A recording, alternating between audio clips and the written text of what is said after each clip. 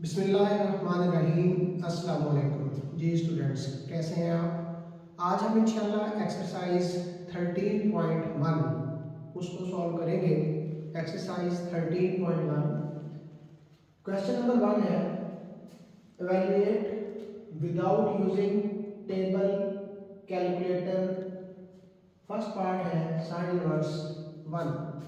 Sign inverse 1 की हमने value find करनी है without calculator and table. Let y is equal to sine inverse 1। फर्ज कर लें कि y जो है वो साइन इनवर्स 1 के इक्वल है, तो ये साइन इनवर्स जब यहाँ पे आएगा तो ये बन जाएगा sine y is equal to 1। याद रखें स्टूडेंट्स, इनवर्स फंक्शन में ये जो साइन एक्स या कॉस एक्स या दूसरे हैं, ये हमारे पास principal sine function, principal cosine function है जिनकी डोमेन को हमने रिस्ट्रिक्ट किया है ताकि उसका इनवर्स फाइंड किया जा सके। तो ये इनवर्स फंक्शन साइन इनवर्स में जाके साइन बनेगा, तो ये हमारे पास प्रिंसिपल साइन फंक्शन है। तो इसकी डोमेन y यहाँ पे क्या लगाएंगे हम, -π/2 से π/2 तक, क्लोज इंटरवल -π/2 से π/2 तक। ये स्टूडेंट्स आपने याद ही करना है कि हमने इसकी डोमेन को जब रिस्ट्रिक्ट किया तो हमने -π/2 से π/2 रखा। तो ये अब आपने याद करना है कि ये प्रिंसिपल साइन की डोमेन, इसको मैं साथ इसलिए भी लिख रहा हूँ ताकि आपको ये याद हो जाए। और वैसे भी आमतौर पे यहाँ पे रिस्ट्रिक्शन लग जाती है कि अगर किसी स्टूडेंट ने ये डोमेन इसकी नहीं लिखी, इस पर कंडीशन लग जाती है कि उसका आप हाफ मार्क्स जो है वो हाफ मार्क काट दें, इसलिए आपने ये जरूर लिखनी है। तो y बिलोंग टू -π/2 से π/2 साइन के लिए। अब ये आपने खुद से लिखना है। हम जानते हैं कि साइन π/2 1 होता है, but sine π/2 is equal to 1। ये आपने खुद से लिखना है कि साइन π/2 1 के इक्वल है। अब स्टूडेंट्स अगर गौर करें तो 1 और 2 की राइट हैंड साइड सेम है। अगर राइट हैंड साइड सेम है तो फिर लेफ्ट हैंड साइड भी सेम होगी। तो from first and second sine y is equal to sine π/2। दोनों तरफ साइन आपस में ये कैंसिल आउट हो जाएगा, यानी दोनों तरफ अगर हम साइन इनवर्स अप्लाई करेंगे इस तरफ भी और इस तरफ भी, तो ये आपस में कैंसिल आउट हो जाएंगे साइन इनवर्स और साइन, जिसको आप डायरेक्ट यूं भी कह सकते हैं कि दोनों तरफ साइन से साइन कट जाएगा। तो y इज इक्वल टू π/2। अब y की वैल्यू लगा दें, y किसके इक्वल है, साइन इनवर्स 1 के। तो इस y की जगह पे लगा दिया sine inverse 1 is equal to π/2। अब स्टूडेंट दूसरा है cos inverse square root of 3/2। Let y is equal to cos inverse square root 3/2। तो cos इनवर्स दूसरी तरफ जाके बन जाएगा cos y। तो cos y is equal to square root 3/2। अब ये कोसाइन फंक्शन के लिए भी ये प्रिंसिपल कोसाइन फंक्शन है, इसकी भी डोमेन आपने याद रखनी है कि ये जो y है ये 0 से लेकर पाई तक होगा, क्लोज्ड इंटरवल है, इसमें 0 भी शामिल है और पाई भी शामिल है। इसी तरह पहले में भी -π/2 भी शामिल है और π/2 भी शामिल है, वो भी क्लोज इंटरवल है और ये भी क्लोज इंटरवल है। अब हम जानते हैं कि cos 30 जो है वो स्क्वायर रूट 3/2 है। तो 30 cos π/6 equal to square root 3/2। Again first और सेकंड से इसकी राइट हैंड साइड आपस में बराबर है, तो फिर लेफ्ट हैंड साइड भी आपस में बराबर होगी। तो क्या रहेगा, cos y is equal to cos π/6। अब अगेन ये दोनों तरफ cos आपस में कैंसिल आउट, यानी cos इनवर्स इधर लेंगे, cos इनवर्स इधर, cos और cos इनवर्स दोनों आपस में कैंसिल आउट। तो y इज इक्वल टू क्या आ गया, pi by 6। y is equal to pi by 6। अब y किसके इक्वल है, y इक्वल है cos inverse square root 3 over 2। इस y की जगह पे हम वैल्यू लगा देंगे cos inverse square root 3 over 2। Students, एक मैंने साइन इनवर्स का क्वेश्चन किया है, एक cos इनवर्स का, और तीसरा जो है वो मैं tan इनवर्स के लिए कर रहा हूं। अब tan इनवर्स फोर्थ पार्ट है, tan inverse -1 over square root of 3। Let y is equal to tan inverse -1 over square root of 3। Let y is equal to tan inverse -1 over square root of 3। तो tan inverse इस तरफ आके tan बन जाएगा, tan inverse इस तरफ आके बन जाएगा tan y is equal to -1 over square root of 3। अब स्टूडेंट याद रखने के लिए कि जो प्रिंसिपल साइन की डोमेन है बिल्कुल उसी तरह की प्रिंसिपल टेंजेंट जो है उसकी भी डोमेन है। फर्क दोनों में क्या है, साइन के लिए आपने लगाना है क्लोज्ड इंटरवल, उसमें -π/2 और π/2 शामिल होंगे, जबकि tan के लिए -π/2 और π/2 शामिल नहीं होंगे। इस पे हम लगाएंगे ओपन इंटरवल, छोटी ब्रैकेट्स लगाएंगे या फिर बड़ी उल्टी ब्रैकेट्स भी हम लगा सकते हैं। इसी को मैं यूं भी लिख सकता हूं, y बिलोंग टू -π/2 π/2 और यहाँ पे ओपन इंटरवल। इसको मैं यूं भी लिख सकता हूं, -π/2 less than y less than π/2। तीनों तरह से इसको लिखा जा सकता है। अब देखें, जो साइन था उसके लिए क्लोज इंटरवल था और टेंजेंट के लिए ओपन इंटरवल है। यहाँ पे क्लोज इंटरवल था साइन के लिए और टेंजेंट के लिए ओपन इंटरवल है। अगर मैं यहाँ पे लिखूं क्लोज इंटरवल तो मुझे इक्वल टू डालना होगा। अगर इक्वल टू यहाँ पे लिख दूं तो यही डोमेन प्रिंसिपल साइन की बन जाएगी। और अगर मैं यहाँ पे इक्वल टू ना लिखूं जिस तरह के ये लिखा हुआ है तो अभी ये टेंजेंट की डोमेन होगी। और इसी तरह जब इसके रेसिप्रोकल पे जाएंगे साइन के कोसेकेंट पे तो उसकी डोमेन भी मिलती जुलती होगी। एक बार ये मैं इसको कंप्लीट कर लूँ तो फिर मैं आसान सा तरीका आपको बताऊंगा कि आसान तरीके से किस तरह आप 6 के 6 ट्रिग्नोमेट्रिक फंक्शन की डोमेन को याद कर सकते हैं। जी स्टूडेंट, बट इधर से tan वर्स से लगा के tan y is equal to -1 over square root 3, तो tan -π/6 is equal to -1 over square root 3। ये हम जानते हैं, ये बट वाला जो है ना, ये हम जानते हैं कि tan -30 -π/6 -30 is equal to -1 over square root 3। Again right hand side आपस में इक्वल है तो फिर लेफ्ट हैंड साइड भी आपस में इक्वल होगी। tan y is equal to tan -π/6। तो दोनों तरफ tan से tan cancel out, y is equal to -π/6।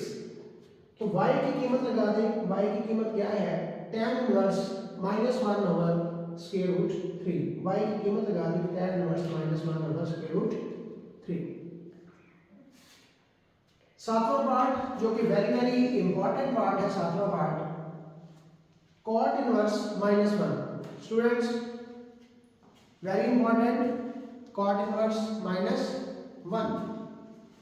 Late y is equal to cot inverse -1। y cot inverse -1 के इक्वल है, तो cot इनवर्स जब यहां पे जाएगा तो cot y is equal to -1। अब एक चीज का याद रखना है कि इसकी y cot की जो डोमेन है वो 0 से पाई है, जो cos वाली है वही cot वाली है। सिर्फ फर्क क्या है, cos में लगाएंगे क्लोज इंटरवल जबकि cot में लगाएंगे ओपन इंटरवल, बाकी डोमेन सेम है। उसकी क्लोज इंटरवल 0 से पाई cos की और cot की ओपन इंटरवल 0 to पाई। अब ये 135 बनेगा 3 pi by 4, 3 pi by 4 radian is equal to 135। तो कॉट 135 की जो वैल्यू है वो इक्वल टू -1 है। यहाँ पे आपने कॉट -पाई/4 नहीं लिखना, क्योंकि -पाई/4 इस डोमेन में शामिल नहीं है। आपने 0 से 180 के दरमियान जहां पे कॉट की वैल्यू -1 होगी वो लिखना है। तो 0 से 180 के दरमियान 135 पे कॉट की वैल्यू -1 होती है, ये आपने याद रखना है। बट कॉट 3 पाई/4 इज इक्वल टू -1। तो राइट हैंड साइड इनकी सेम है, तो फिर लेफ्ट हैंड साइड भी सेम होगी। कॉट से कॉट दोनों तरफ cancel out, y is equal to 3 पाई/4। अब y की यहाँ पे हम वैल्यू लगा देंगे। y किसके इक्वल है? y इक्वल है cot इनवर्स -1। इस y की जगह पे इसकी वैल्यू लगेगी cot inverse -1 is equal to 3 पाई/4। ये इसका 7 पार्ट था और ये इसका 8 पार्ट है।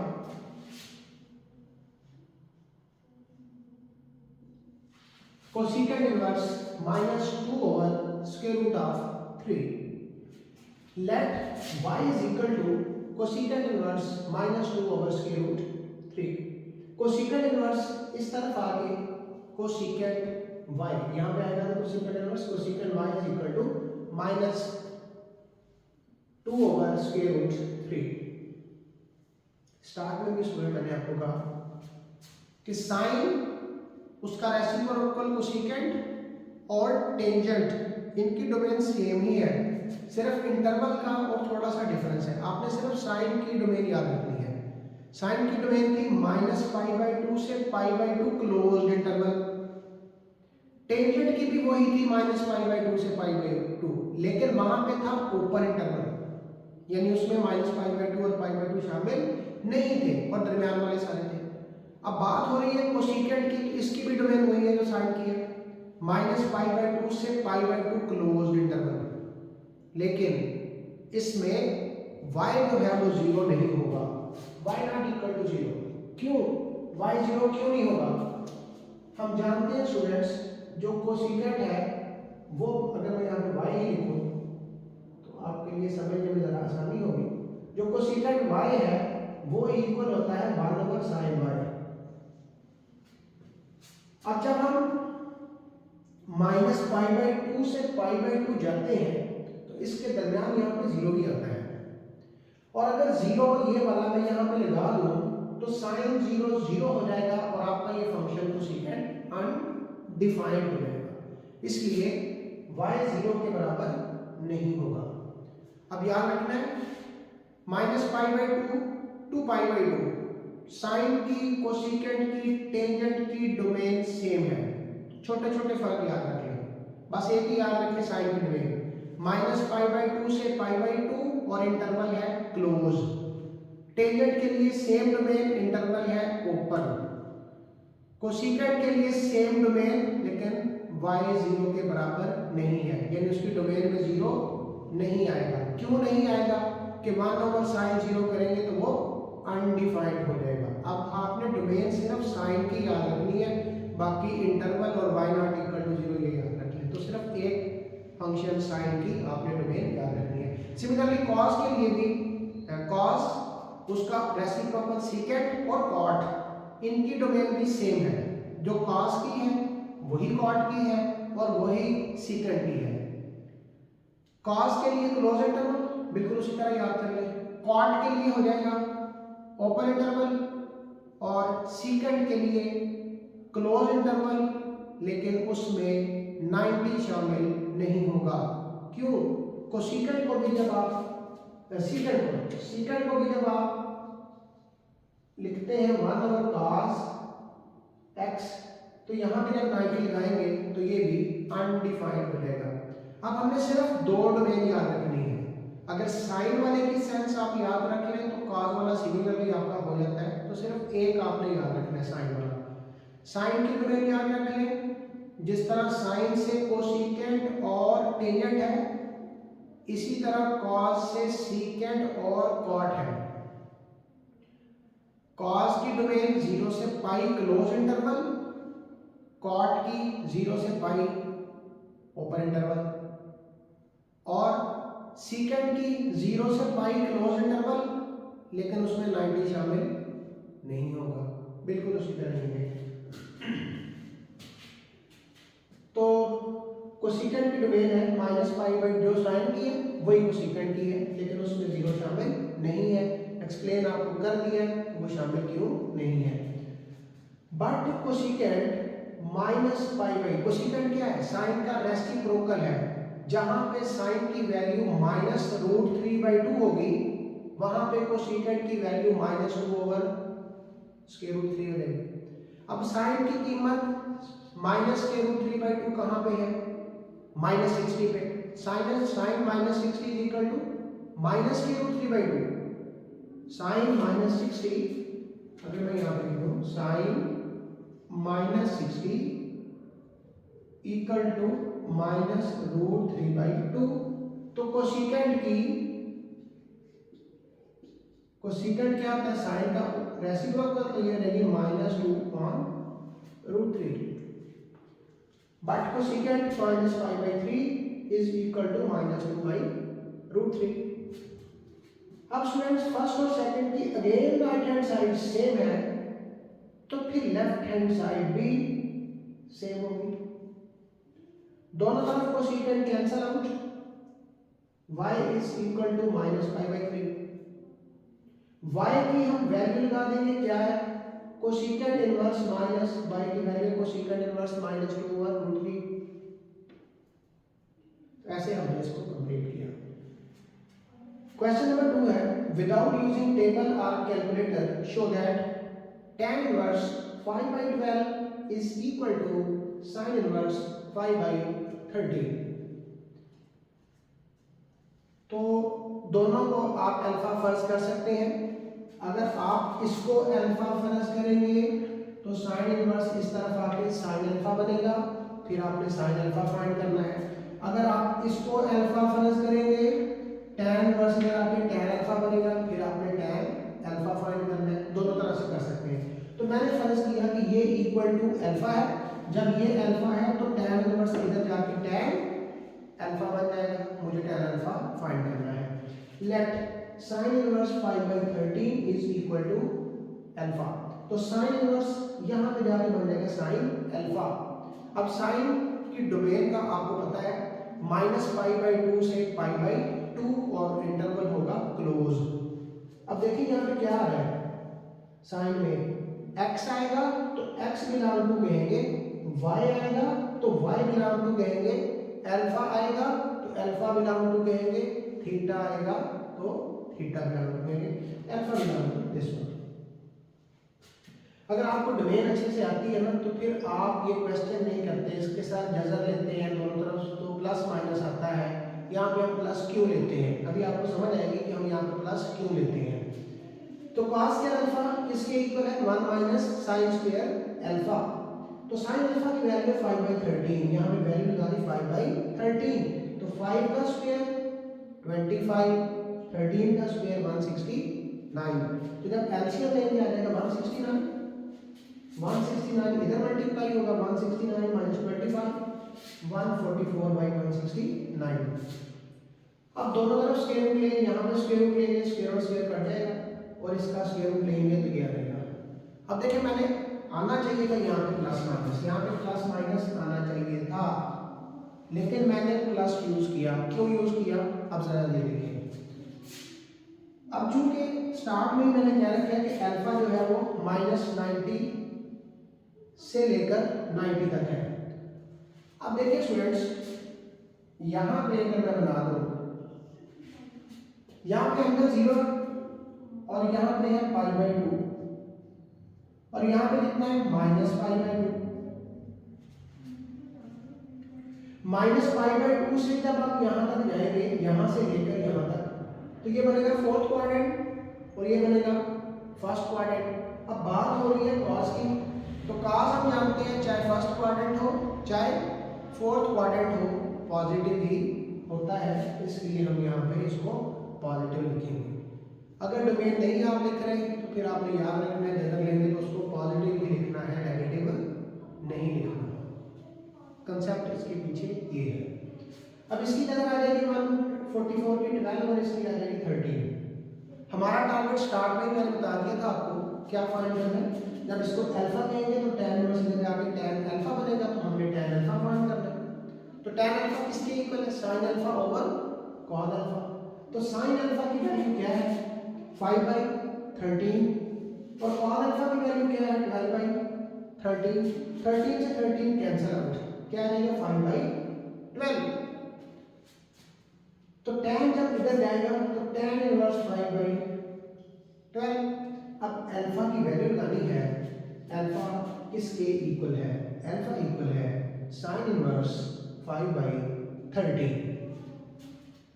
ऐसे हमने ये क्वेश्चन कंप्लीट किया। इसका सेकंड पार्ट है 2 cos inverse 4/5 is equal to sin inverse 24/25। तो मैं ये cos इनवर्स 4/5 है, इसको अल्फा रखता हूँ। जब इसको अल्फा रखूंगा तो 2 साथ में मल्टीप्लाई होगी, क्या बन जाएगा? 2 अल्फा। साइन इनवर्स जब यहाँ पे आएगा तो ये बन जाएगा साइन 2 अल्फा। अब साइन 2 अल्फा किसके इक्वल है? साइन 2 अल्फा होता है 2 साइन अल्फा कॉस अल्फा। इसका मतलब है मुझे यहाँ से दो चीजें फाइंड करनी है, एक साइन अल्फा और एक कॉस अल्फा। तो मैं कॉस अल्फा यहाँ से आ जाएगा, let this equal to alpha, cos inverse यहाँ पे जाके कॉस अल्फा।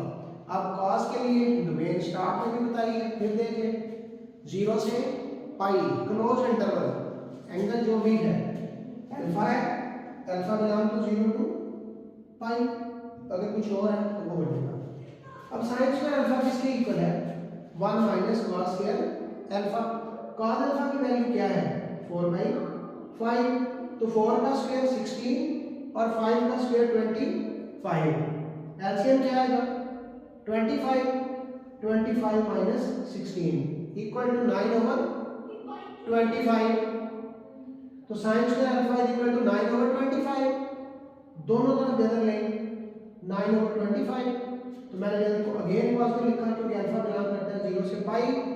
तो 0 से पाई पहला और दूसरा क्वाड्रेंट बनता है। तो साइन हम जानते हैं कि पहले में भी पॉजिटिव है और दूसरे में भी पॉजिटिव है, तो पॉजिटिव लिखेंगे इधर, लेंगे 3/5। अब हमारा टारगेट है फाइंड करना साइन 2 अल्फा। तो साइन 2 अल्फा किसके इक्वल होता है? 2 sine alpha cos alpha. 2 sine alpha 3/5 और कॉस अल्फा 4/5। 4 × 3 × 2 24/25। तो साइन उधर जाके बन जाएगा साइन इनवर्स 24/25। अल्फा की वैल्यू लगा दें, अल्फा किसके इक्वल है? Cos inverse 4/5। अल्फा की वैल्यू कॉस इनवर्स 4/5। तो प्रूव हो जाएगा 2 cos inverse 4/5 is equal to sine inverse 24/25। उम्मीद है स्टूडेंट्स आपको समझ आ गई होगी। सिर्फ डोमेन अगेन देख लें एंड पे कि साइन टेंजेंट और साइन का रेसिप्रोकल कोसेकेंट इनकी डोमेन सेम है, -π/2 से π/2। साइन के लिए क्लोज इंटरवल, टेंजेंट के लिए ओपन इंटरवल और कोसेकेंट के लिए साइन वाली क्लोज इंटरवल, लेकिन उसमें 0 शामिल नहीं होगा। तो कॉस, कॉट और सीकेंट उनकी सेम डोमेन, जो थोड़ा सा फर्क है वो देख लें। कॉस के लिए 0 से पाई क्लोज इंटरवल, कॉट के लिए 0 से पाई ओपन इंटरवल, सीकेंट के लिए क्लोज इंटरवल होगा लेकिन 90 शामिल नहीं होगा। तो ऐसे ये 6 आपके जो फंक्शन है प्रिंसिपल, उनकी डोमेन भी आपको याद हो जाएगी अगर आप उसको 1-2 बार लिखेंगे। उम्मीद है कि स्टूडेंट इंशाल्लाह ये आपका कंसेप्ट क्लियर हो गया होगा। अल्लाह हाफ़िज़।